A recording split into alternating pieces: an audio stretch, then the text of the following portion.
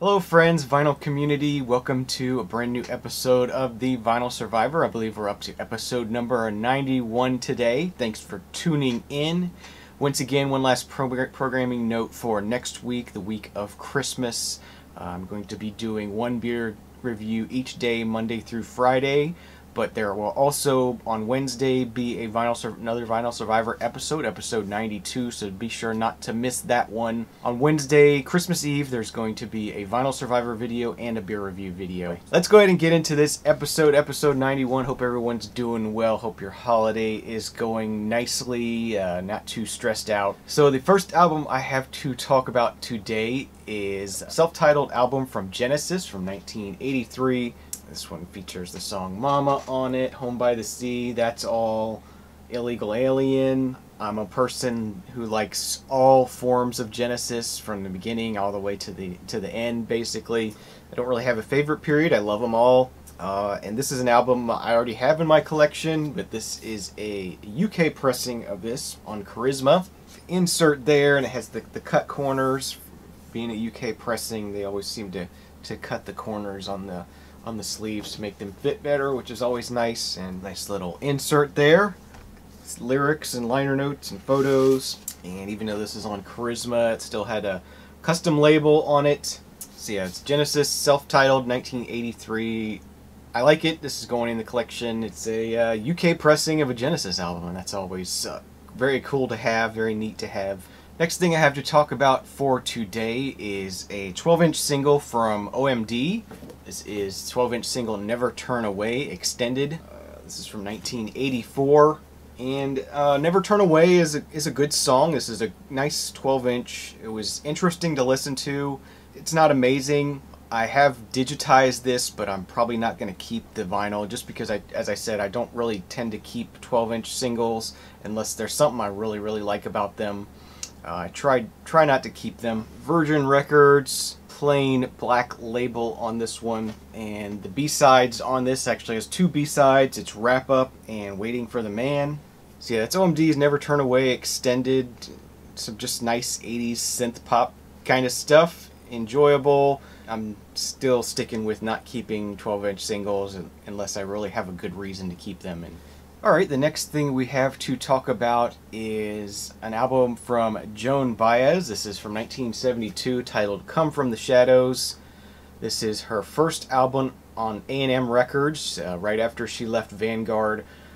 So she's going for a little bit more of a commercial appeal here. I'm sure the record label sort of pushed that a little bit. This is recorded in Nashville, so it has a little bit more of a 70s country vibe to it. But it's still very much Joan Baez. It's still very political. She does a cover of Imagine on here.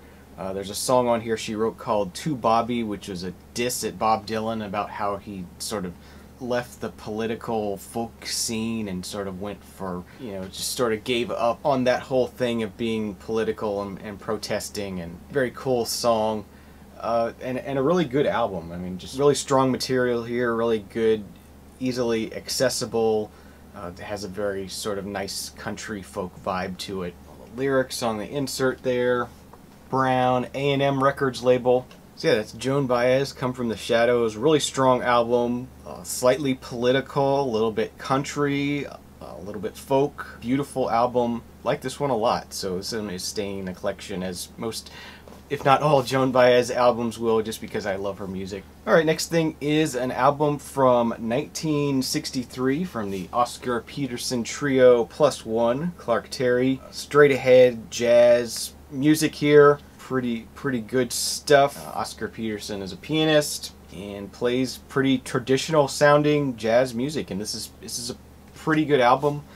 Did enjoy listening to it. Not super knowledgeable about jazz music, but as I said, this was an enjoyable piece to listen to. Mercury Records, cool red and black label, red, white, and black label. Yeah. Oscar Peterson Trio Plus One, Clark Terry, staying in the collection. Really nice, very traditional jazz piece. Swings really good. Okay, next thing we have here is a release from this year on Sub Pop Records. This is Clipping with Clipping. Clipping is a hip-hop DJ, producer, artist.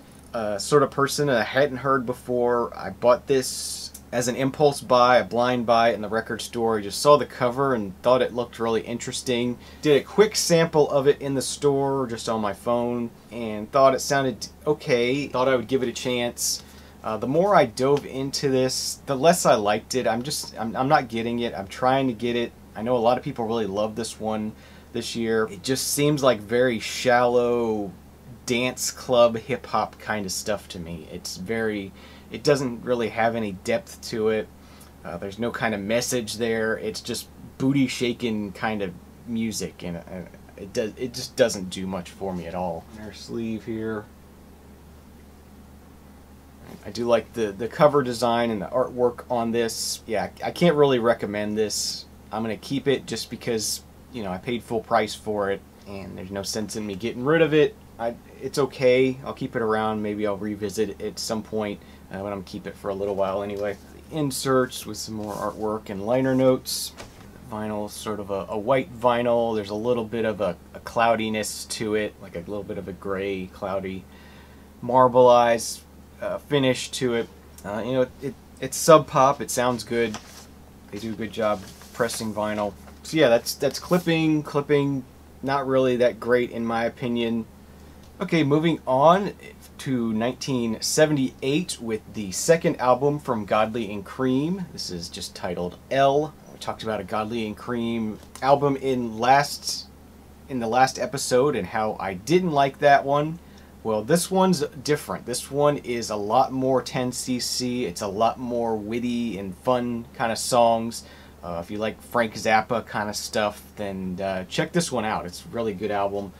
As I said, really fun, witty kind of songs. Yeah, definitely enjoyed this one. Really interesting musically. The insert with lyrics on it on the Polydor Records label. So yeah, Godly and Cream, L. Really like this one quite a bit. Definitely recommend it if you like Frank Zappa, if you like witty kind of fun music, and good, well-played rock and roll music, and sort of has that post-punk sound a little bit to it. Good stuff. So, alright, next thing we have to talk about here is from Elton John from 1985. This is Ice on Fire. Definitely a pretty successful album for him. This one has Nikita on it, Wrap Her Up.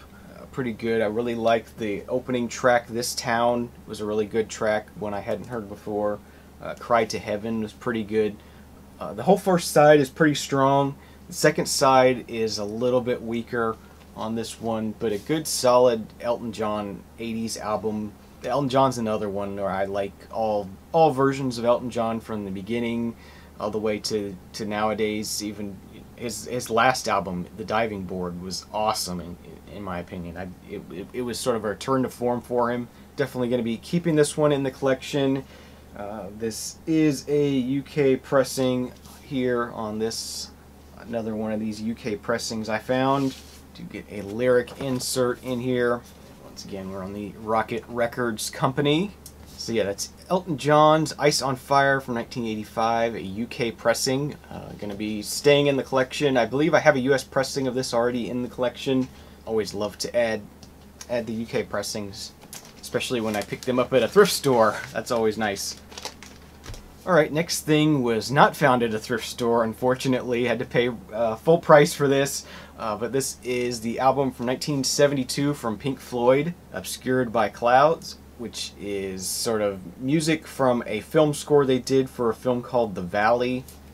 They did this right around the time they were working on Dark Side of the Moon. They actually stopped recording Dark Side of the Moon to work on this film score. So it has some of those same sort of feelings to it, but there's almost a little bit more of a pop psych moments to this, straight ahead sort of pop psych kind of songs, as well as more instrumental spacey kind of tracks like you hear in Dark Side of the Moon. Overall, you know, this is a good album, but in the Pink Floyd catalog, I think it's kind of weak. There's a lot more Pink Floyd material that's better than this. So by itself, it's good. In the rest of the Pink Floyd catalog, it kind of falls down there, kind of low, but still enjoyable if you're exploring Pink Floyd. This is an enjoyable one to hear. This one's on the Harvest label. Beautiful copy of this. I think I paid $15 for this one. It was, like I said, it wasn't cheap, but it's a beautiful, beautiful, clean copy of this. It's an fairly early pressing. It's not a first pressing, but it's, you know, a second or third pressing, I think. Really nice copy and good music. You know, if you've explored a lot of the other Pink Floyd catalog and you're still looking for more, maybe get this, but not necessarily somewhere to start out with. Okay, next thing we have to talk about is another album from Sade. This is Promises from 1985. This one features The Sweetest Taboo on it. Some lyrics. And, you know, just some good Sade kind of music.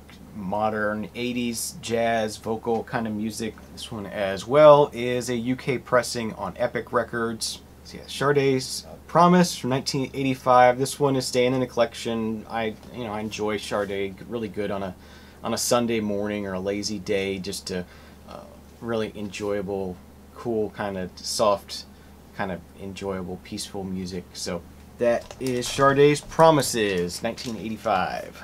Alright, and the last thing we have to talk about in this episode is one more UK pressing. This is an album I've talked about in the past before, an album I love, a live album, a great live album. This is Supertramp Live in Paris. I believe this is from 1979.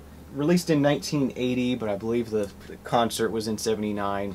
Really strong period for Supertramp. You know, you get a lot of stuff to work with here, a lot of great material from them. Definitely have some Crime of the Century type stuff on here. Definitely a highlight from Supertramp, and it's really cool to hear that music played live. Photographs from the concerts, and then you get a 2 LP set on A&M Records. And yeah, just a pretty nice clean copy of this, clean UK pressing, really good live album. If you like Supertramp, don't be wary of buying this live album. It's really well recorded, sounds good. So that's going to do it for this episode of the Vinyl Survivor. Thanks for tuning in. Leave me some comments, leave me some questions, leave me a thumbs up, whatever it is. Subscribe if you're not already subscribed. I do at least one of these a week, and I do other vinyl related videos when I get the chance. Thanks for tuning in, thanks for checking out. Merry Christmas, Happy New Year, and we'll see you again real soon. Cheers.